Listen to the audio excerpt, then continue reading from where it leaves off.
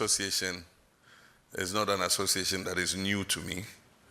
I have worked closely with this association from a very long time ago. And I've known your past presidents, including the current president, Alaji, the man with a woman's name, Alaji Agata, Alaji Bukari. You survived through thick and thin.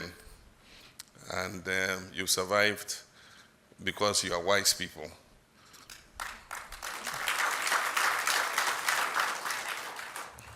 Wise people invest well when the going is good, so that when the going gets bad, you're able to survive the bad years. And so this association has survived because you invested well. And that is how come you have survived through different governments, different parties, different political regimes. And I'm sure that Cocoa Coffee Share Nuts Association will survive forever. I remember that at the time we did the last syndication, the syndicated banks asked us to take some additional money to pay down cocoa bills that were owed to the Bank of Ghana. And at the time, before we gave the approval for them to go for the extra money, the amount that was owed was 3 billion cedis. And so 1.5 billion of the extra money was used to pay down the 3 billion CD cocoa bills. And so I remember that we had a debt of 1.5 billion cedis left with the Bank of Ghana in cocoa bills. Unfortunately, as the finance minister mentioned in the budget statement, Cocoa Board today owes 32 billion cedis. And you're supposed to pay 9 billion by September. I hope you're getting ready to pay that money. That is all money that should have gone to farmers. Unfortunately, we're using it to pay debts. Production is down. Meanwhile, as production has dwindled, the staff strength of Cocoa Board has skyrocketed. I thought that if your production was going down, your income was going down, you would either maintain your staff strength or even reduce it. That is what all private businesses do. But in your business, while production was going down, prices were going down, employment was going up.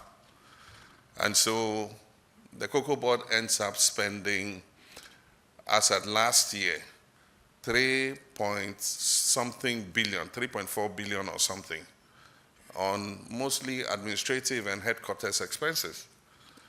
And the thing about the cocoa business is the bulk of the benefits of the cocoa industry should go to the farmer, so that it incentivizes him to look after his cocoa farm and make sure that it produces more.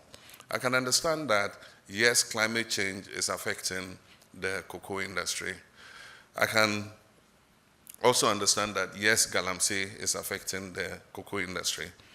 But the best incentive to keep cocoa production up is to pay the farmer a fair price for his cocoa.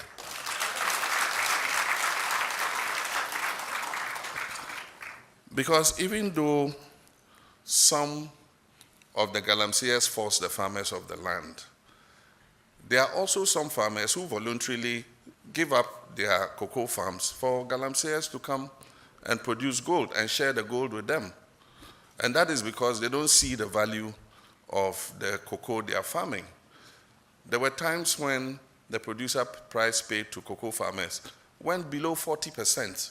And we've always said that we should maintain the producer price at 70% so that it incentivizes the farmer to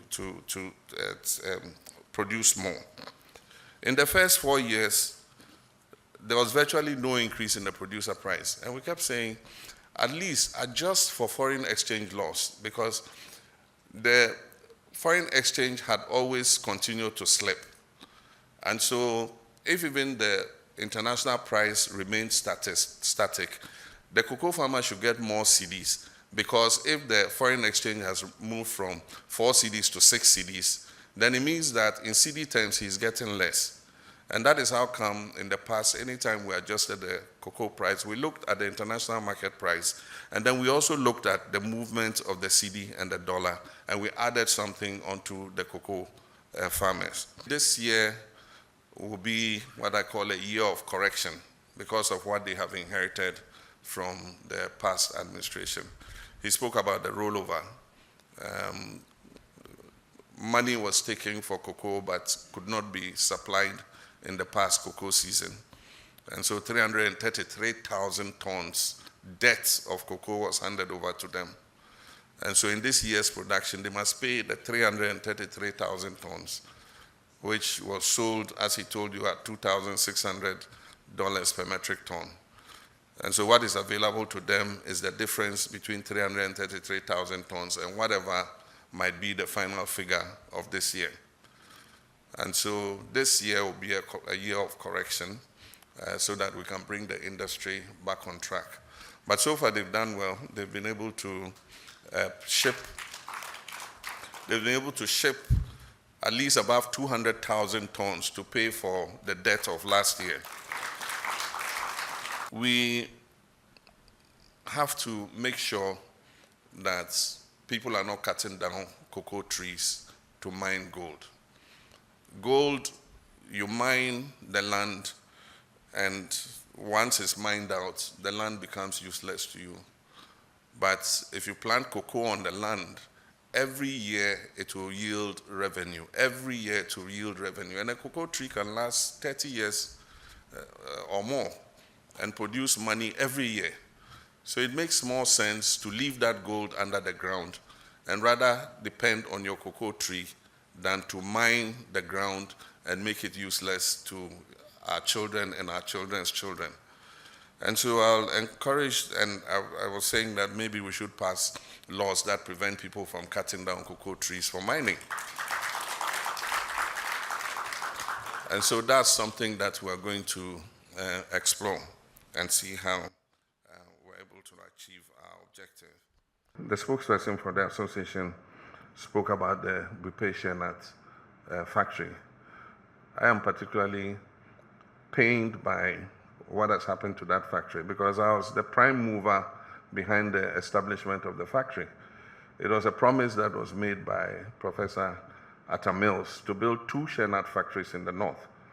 And so when we came into office, he gave me the charge to make sure that those factories were built. And so we started the negotiation for the first one, and we used Produce Buying Company as the conduit. And Cocoa Board is the organization that guaranteed the loan for Produce Buying Company to build that factory.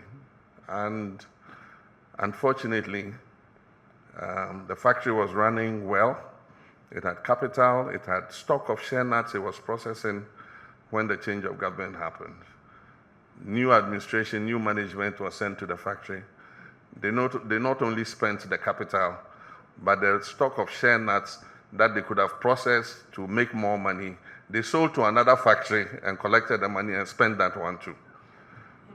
And so after spending the capital and selling their stock of raw material, there was nothing else to spend. And so the factory had to shut down, lay people off. It's an example of what not to do, when you manage public resources. I believe that if that factory was a private factory, it would not have been handled that way. It would still be running. And so I agree with the secretary that we must audit that factory and identify those who have been responsible for causing this financial loss to the state and hold them to ransom, bring them to book.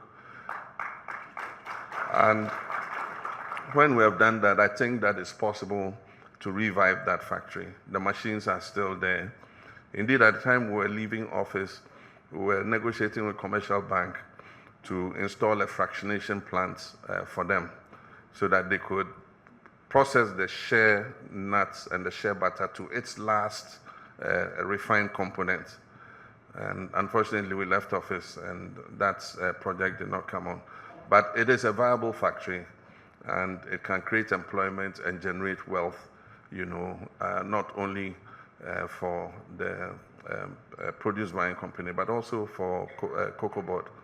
And so we'll work with your management to see how we can revive that factory.